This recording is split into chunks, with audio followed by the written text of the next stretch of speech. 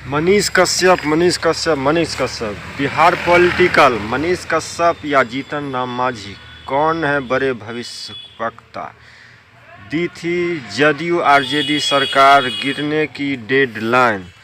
तो जी हाँ दोस्तों, मनीष कश्यप और जीतन राम मांझी दोनों ने दिया था सरकार गिरने की डेडलाइन। मनीष कश्यप ने कहा कि 180 दिनों में सरकार गिरा देंगे और वही हालात अभी पैदा हो चुके हैं। वही हालात अभी सियासी घमासान मचा हुआ है। सरकार लगभग गिर चुका है और सरकार बनाने की तैयारी में सियासी घमासान मचा हुआ है और दावा किया जा रहा है कि सरकार बनेगा। बिहार पॉलिटिकल कैरियर्स बिहार में मचे सियासी घमासान और अंतिम सांसें गिन रही है। महागठबंधन सरकार के बीच पूर्व मुख्यमंत्री और हिंदुस्तानी आवाम मोर्चा के संरक्षक जीतन राम मांझी के साथ ही यूट्यूबर मनीष कश्यप सुर्खियां में शुमार हो गए हैं। बिहार में जदयू और आरजेडी राजद की सरकार गिरने को लेकर दोनों ने ही काफ़ी पहले और सटीक राजनीतिक भविष्यवाणी करते हुए डेडलाइन तक बता दिया था। गणतंत्र दिवस पर एक बार फिर जीतन राम मांझी का बड़ा दावा किया गया है। और जीतन राम मांझी ने क्या कहा है, तो आगे हमारे साथ इस वीडियो को लास्ट तक देखें, उसके सारे जानकारी हम आपको देंगे। जीतन राम मांझी ने गणतंत्र दिवस पर एक बार फिर से दावा किया है। सोशल मीडिया प्लेटफॉर्म एक्स पर चुटकी लेते हुए उन्होंने लिखा, आज ही हो जाएगा काजी खेला और का। इससे पहले भी कई बार उन्होंने महागठबंधन सरकार की उम्र को लेकर भविष्यवाणी की थी और कहा था कि महागठबंधन की सरकार ज़्यादा दिन तक चलने वाली नहीं है। वहीं मनीष कश्यप ने कहा था कि हमारे जेल से निकलने के बाद आप गिनती कर लीजिएगा 180 दिनों में सरकार गिरने वाला है। जीतन राम मांझी ने कहा कि हम हमेशा से कहते रहे हैं कि 20 से 30 जनवरी तक बिहार की राजनीति में परिवर्तन का समय होगा। यही दिख भी रहा है। हालांकि उन्होंने बिहार में सियासी बदलाव के लिए 25 जनवरी की डेडलाइन दी थी।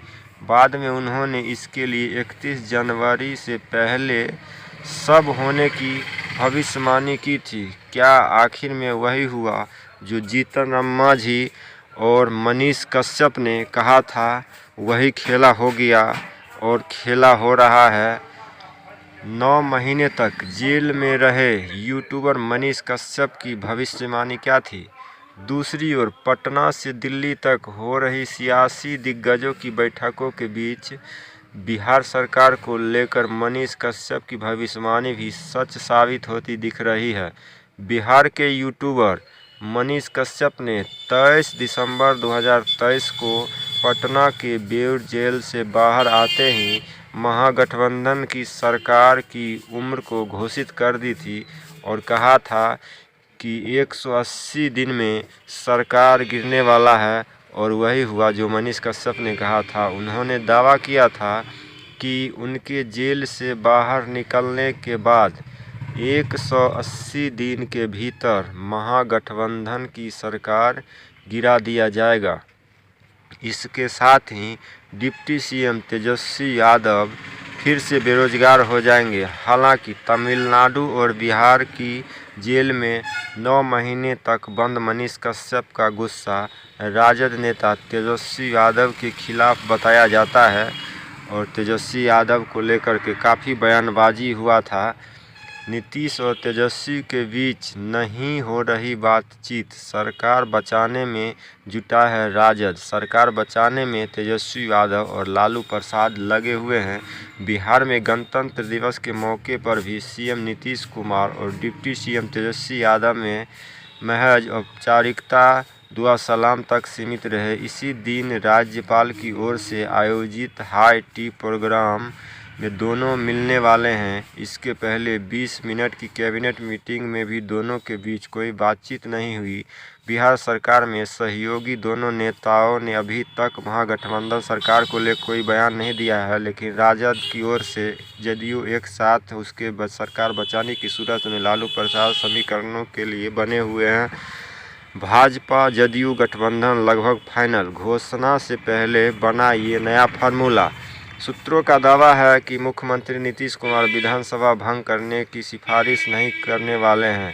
भाजपा के साथ जाने पर भी वह बिहार विधानसभा चुनाव 2025 तक मुख्यमंत्री पद पर बने रह सकते हैं।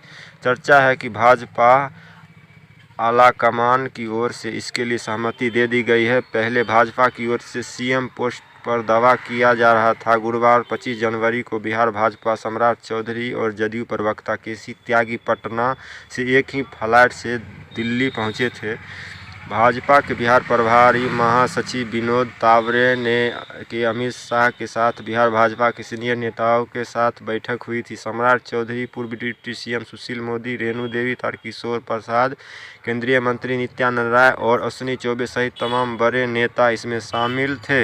एनडीए के सहयोगी चिराग पासवान और जीतन राम मांझी भी अमित शाह से मुलाकात कर सकते हैं। नित्यानंद राय ने अलग होने से पहले अमित शाह और बाद में देर रात जीतन राम मांझी से उनके घर पर जाकर के जीतन राम मांझी से मुलाकात की।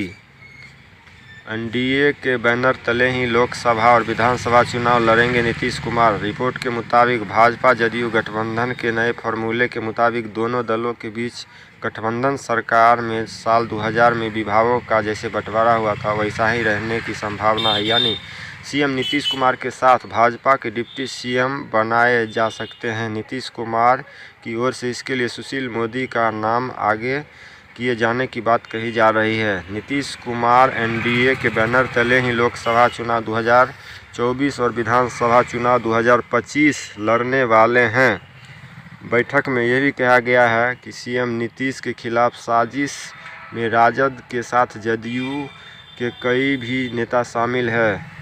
बिहार में जारी राजनीतिक उठापटक के बीच अब भाजपा विधायक ज्ञानेंद्र सिंह ज्ञानू ने 24 से 48 घंटे में सब कुछ तय होने के बाद दावा किया है। उन्होंने कहा है कि बात बहुत आगे बढ़ गई है और फैसला हो चुका है। उन्होंने कहा कि 1 महीना पहले जिस समय जदयू के तोड़ने की बात चल रही थी तभी से भाजपा जदयू गठबंधन की कवायद शुरू हो गई है।